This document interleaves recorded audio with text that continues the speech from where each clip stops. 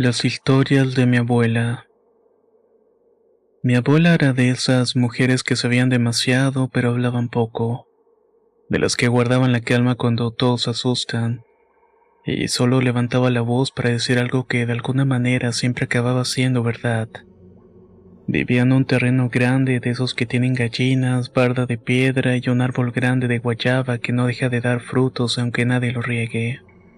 Durante años la visité cada verano en ese rincón de Oaxaca, ahí donde aún se camina más de lo que se maneja, y donde la tierra no olvida ni a los vivos ni a los muertos.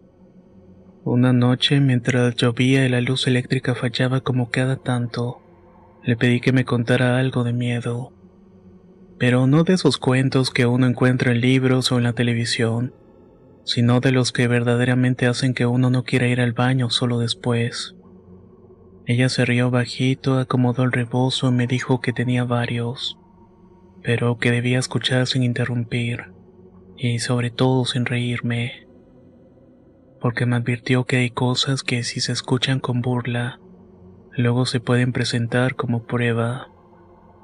Esa noche no pude dormir y no por lo que me dijo, sino por la forma en que lo dijo, como si todo fuera cierto.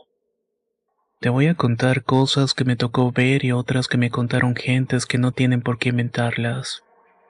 Y todas pasaron allá en los montes, donde no entra ni el ruido de la carretera. Se acomodó mejor en la silla de mimbre y comenzó con la primera historia. Esto me lo contó mi hermana mayor, que en paz descanse. Tenía como 17 años cuando le tocó vivirlo. Fue una noche de fiesta en la ranchería vecina donde había sones, mezcal y velas por todos lados. Ella venía de regreso con una prima y un amigo caminando ya de madrugada por la vereda. El monte estaba callado, demasiado callado, y en eso se les atravesó un hombre. No era delgado ni alto, era más bien ancho, de esos que uno esperaría ver con sombrero y machete. Pero no traía nada con él e iba descalzo, con la ropa mojada como si acabara de salir del río. Tenía el cabello pegado al rostro. No dijo una sola palabra, pero caminaba frente a ellos sin voltear y sin alejarse. ¿Lo seguimos o regresamos?, preguntó mi hermana. No lo mires, le dijo su prima. Solo deja que se vaya. Pero el hombre seguía su paso despacio, y cada que ellos paraban él también lo hacía como si lo supiera. En un punto el amigo no aguantó más y caminó rápidamente hacia él, lo alcanzó y le tocó el hombro. Oye, ¿todo bien? El hombre se detuvo y lentamente giró la cabeza. Lo que tenía en lugar de rostro no era un rostro. Era como la máscara de un caballo, no con la forma de cráneo ni de piel. Estaba hecha de sombra, pero con los ojos profundos. El muchacho cayó al suelo del susto y no desmayado, no herido, solamente paralizado, como si lo hubieran vaciado por dentro. El hombre no hizo nada y solo desapareció entre los árboles como si se hubiera disuelto. El amigo quedó mudo 3 días, y cuando por fin habló solo dijo que había escuchado una risa, pero que no venía del monte sino de adentro de él. Mi abuela hizo una pausa, miró por la ventana y luego dijo: eso fue lo primero que supe de él, pero no fue lo último. La segunda historia fue un poco más corta, pero no menos rara. En mi juventud, continuó, trabajábamos sacando leña con mi papá. Una vez un primo se ofreció a ir solo mal temprano a buscar troncos secos. Era fuerte, joven y no le tenía miedo a nada. Salió con el burro y el machete. Regresó 2 horas después pálido, con la camisa empapada y sin el burro. Dijo que había encontrado un hombre alto de espaldas cargando un tronco enorme. Este tipo le pidió ayuda con una voz suave como si no tuviera garganta. El primo, sin dudarlo, se ofreció. Cuando intentó levantar el tronco notó que no pesaba nada. Era hueco, pero el hombre lo miraba como si fuera algo importante. Lo ayudó a subirlo al lomo del burro y le preguntó que a dónde iba. El hombre señaló un punto entre los árboles. No había camino ni vereda, solamente monte cerrado. Mi primo obedeció y dio 3 pasos, escuchó un relinchido.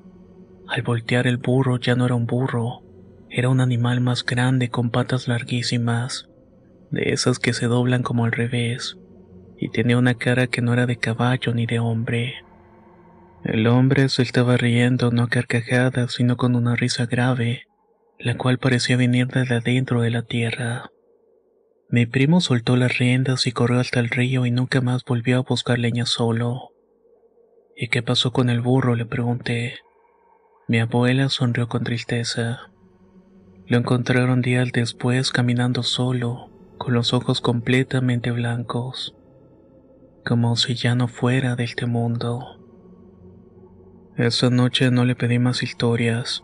Me costó dormir aunque sabía que no corría peligro. Pero al mismo tiempo una parte de mí sentía que todo lo que mi abuela me decía no se había quedado únicamente en el pasado. Que ese ser, esa cosa que parecía burlarse del tiempo y del juicio humano, seguía ahí entre los árboles, jugando, viendo y esperando. Mi abuela antes de apagar la lámpara de gas me dijo: eso que te voy contando no es un monstruo ni un espíritu, no es bueno ni es malo, solamente es, solo es. Y hay días en que se aparece para espantar y otros en los que solo quiere que alguien le ponga atención.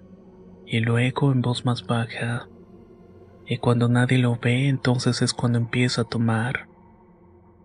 A la mañana siguiente mi abuela me tenía listo un café con canela y un pan de pueblo que cogía como corteza seca. No dijo nada de lo que habíamos hablado la noche anterior, y yo tampoco insistí. Pero mientras barría el corredor de la casa con su escoba de palma me lanzó una frase como descuido. Te conté de los niños que se perdieron, lo de la milpa que amaneció pisada con pasos que no era de nadie. Me detuve y le dije que no. Le pregunté qué era lo que había pasado. Ella soltó un suspiro como si no quisiera cargar sola con esas memorias y comenzó otra historia. A esa altura yo ya no tomaba sus palabras como anécdotas. Eran fragmentos de rompecabezas que ella no armaba, pero que yo empezaba a reconocer. Fue en los tiempos de sequía, me dijo, cuando ya no llovía meses y los arroyos parecían cicatrices secas en la tierra. Había dos hermanos llamados David y Tacho, hijos de una mujer viuda que se dedicaba a hacer tortillas para vender. Eran buenos niños, tranquilos, siempre jugando con un trompo o echando carreras por la vereda. Una tarde salieron a buscar guayabas y ya no volvieron. Los buscaron por todo el monte, con perros, con machetes, con voces desesperadas. Nada, ni una camisa colgada, ni una sandalia olvidada, ni una huella clara. Fue como si se hubieran deshecho entre las hojas. Al tercer día, cuando ya todos los daban por muertos, apareció uno de ellos. Era el mayor, David. Salió del monte solo, descalzo, con el cabello enredado pero sin rasguños. ¿Dónde estabas, hijo?, le preguntaron. Jugando con el señor Largo, respondió sin miedo. ¿Qué señor? El que tiene las piernas como ramas pero camina como burro. Él nos enseñó un lugar donde todo estaba verde aunque no llovía. ¿Y qué pasó con Tacho? El niño guardó silencio y solamente dijo: Tacho quiso quedarse. El señor dijo que no pasaba nada y que lo iba a cuidar. Mi abuela decía que ese niño nunca volvió a ser el mismo. No era que hablara raro ni se comportara mal, solo que ya no jugaba, ya no corría, ya no reía. Creció en silencio como si una parte de él se hubiera quedado en ese lugar del que nadie tenía mapa. El cuerpo de Tacho nunca se encontró, pero algunas madrugadas en las partes del monte se escuchaban pisadas sin rumbo, como si alguien estuviera caminando entre los árboles acompañado de risas, pero que no se parecían a ninguna voz humana. Después de eso, mi abuela siguió en silencio un buen rato. Parecía recordar algo más, pero se lo estaba guardando. Al final, cuando creí que cambiara de tema, me dijo: también hubo una vez que ayudó. ¿Cómo que ayudó? Sí, no siempre hace daño. A veces parece que se burla, pero también protege cosas. Y también castiga a los que se lo merecen. Me contó la historia más extraña de esa mañana. En aquellos años había un tipo muy malo. No era del pueblo, pero venía seguido. Se llamaba Gavino y dicen que había matado a alguien en otro estado, pero nadie tenía pruebas. Llegaba a caballo, tomaba mezcal, hablaba con las mujeres como si fueran de su propiedad. Una noche se llevó a una muchacha a la fuerza y nadie hizo nada, porque nadie quería problemas con este hombre. 2 días después, Gavino se fue, pero antes de salir se metió al monte. Decía que conocía un atajo para llegar al siguiente pueblo, pero no era cierto. Ese camino era viejo, enredado y solo los más viejos sabían por dónde pasaba. Esa fue la última vez que lo vieron. Algunas personas decían que se cayó en una barranca y otros que lo mataron los familiares de la muchacha, pero mi abuela juraba que no fue ni una ni la otra cosa.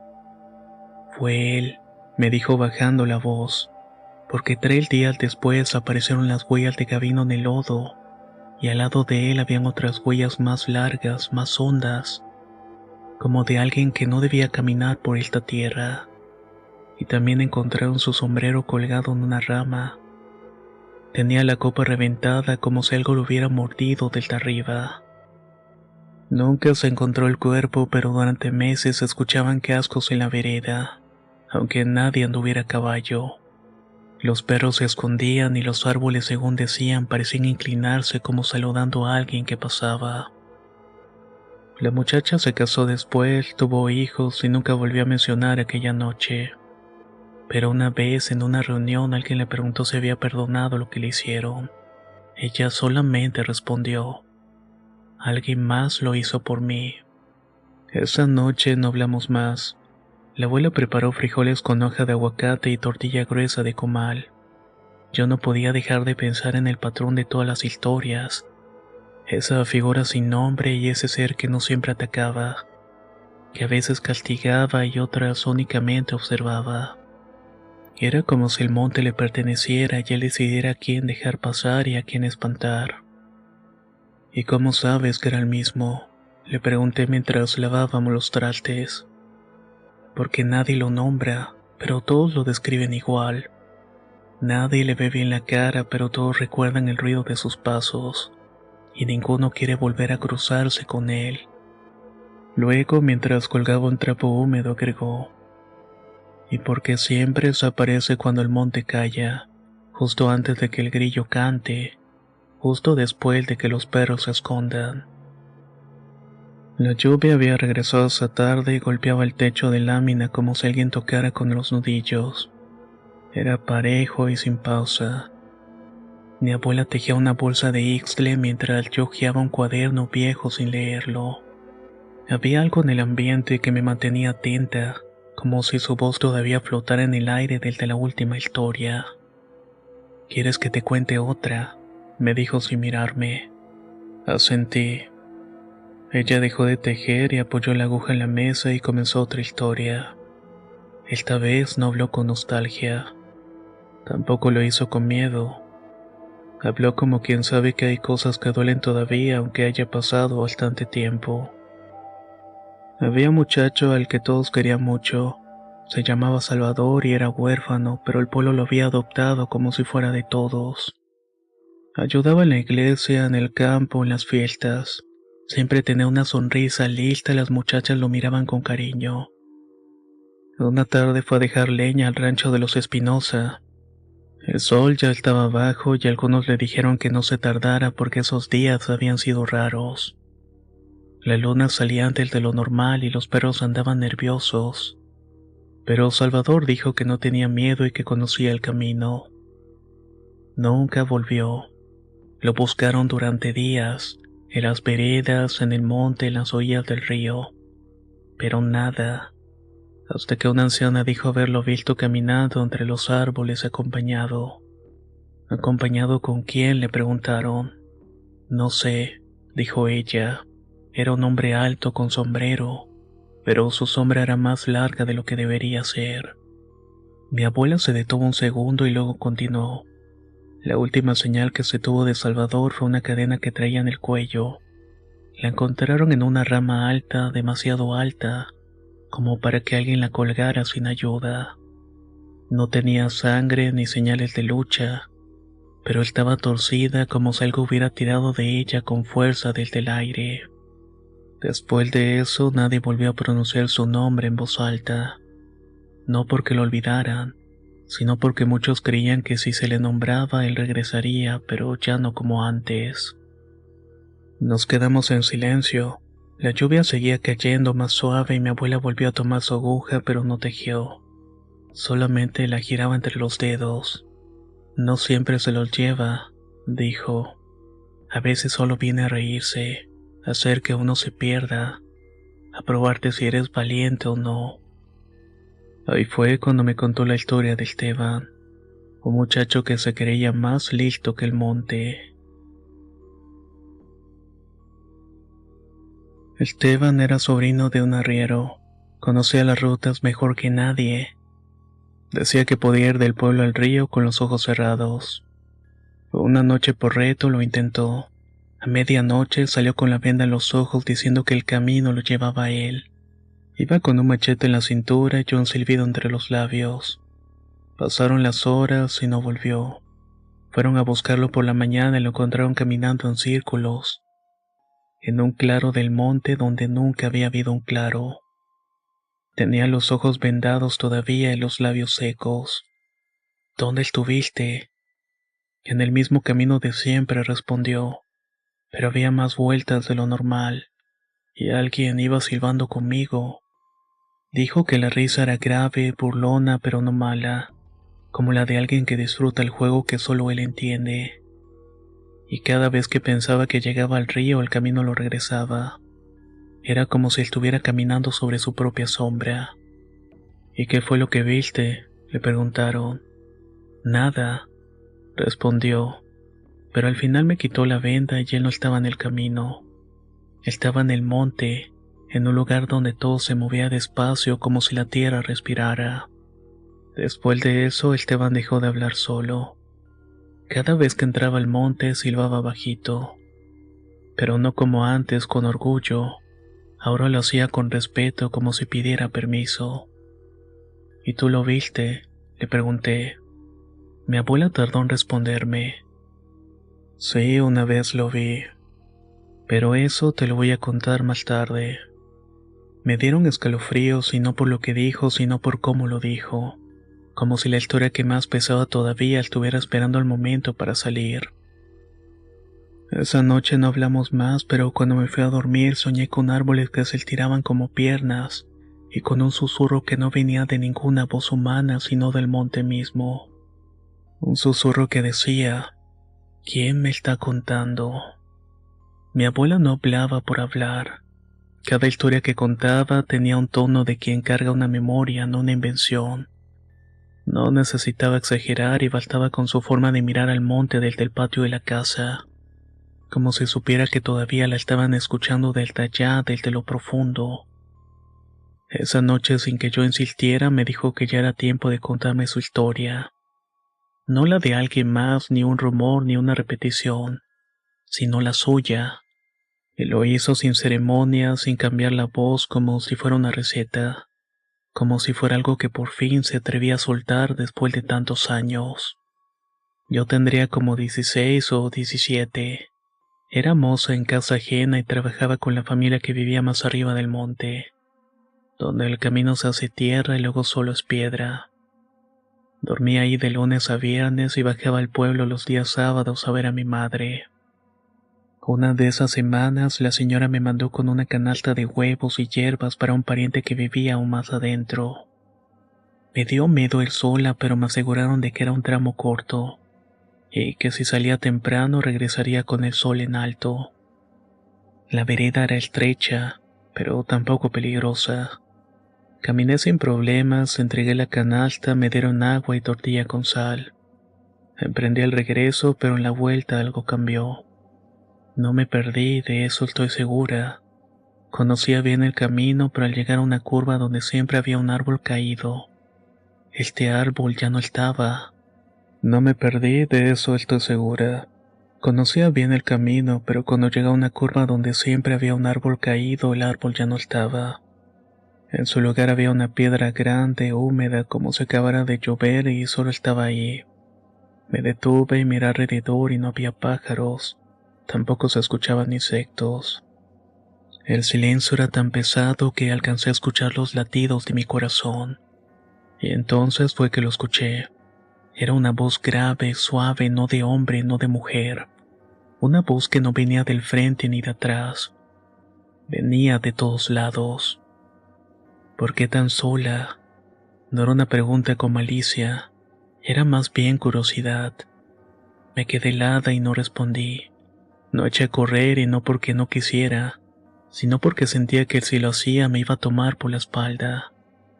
Tú sí sabes mirar, dijo otra vez, no como los otros.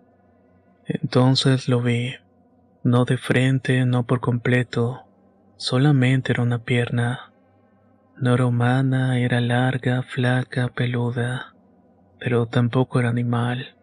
Era como si un árbol se hubiera aprendido a mover. Daba un paso y el suelo no crujía, solo se hundía como si lo absorbiera. Quise rezar, pero no me salieron palabras. La criatura no se acercó más, solo dio una vuelta a mi alrededor lentamente. Cada paso que daba me rodeaba el cuerpo como si el aire cambiara de dirección. Luego de eso me dijo: si no dices mi nombre, te dejo pasar. Nunca supe su nombre, nunca lo aprendí, así que no dije nada. Caminé sin mirar atrás, el camino volvió a ser el de antes. El árbol caído estaba de nuevo en su sitio. El canto de los pájaros volvió.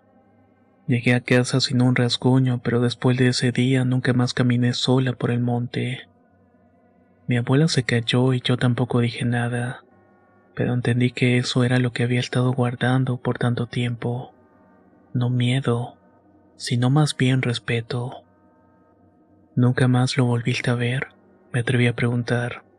Ella sonrió con tristeza. No, pero a veces lo sueño. No en pesadillas, sino momentos en que no tiene sentido. Lo veo sentado junto a la milpa, fumando con una pipa de barro, o caminando junto a un burro como si fuera su compañero. Nunca me habla en los sueños, solamente me mira, como si supiera que yo sí lo vi, y que lo recuerdo como debe ser recordado, sin querer explicarlo. La noche cayó sobre el rancho con una brisa fría. Los perros no ladraban, no porque hubiera algo raro, sino más bien que sabían cuándo debían guardar silencio. El monte estaba tranquilo, pero yo entendía ahora que eso no significaba que estuviera vacío. Antes de dormir, la abuela me dijo una última cosa. Lo importante no es lo que se hace, es que siempre está, y aparece cuando alguien lo llama sin querer. A veces por soberbia y a veces por necesidad, a veces por simple descuido. Y entonces se presenta no para castigar ni para ayudar. Se presenta porque le gusta saber que todavía hay alguien que lo ve. ¿Y si nadie lo ve? ¿Y si nadie lo ve?, pregunté. Entonces se empieza a meter en los sueños. Esa fue la última noche que hablamos de él. A la mañana siguiente volví a la ciudad con la promesa de regresar el próximo año. Es bastante raro, ¿saben?, porque he tenido ciertos sueños en los que me he encontrado en el monte y sé que no estoy sola. A veces escucho un paso largo, un crujir leve de hojas, a veces una voz que no logro entender bien. No siempre me despierto asustada, pero nunca lo cuento en voz alta, porque mi abuela tenía razón. Hay cosas que solo viven cuando uno las llama.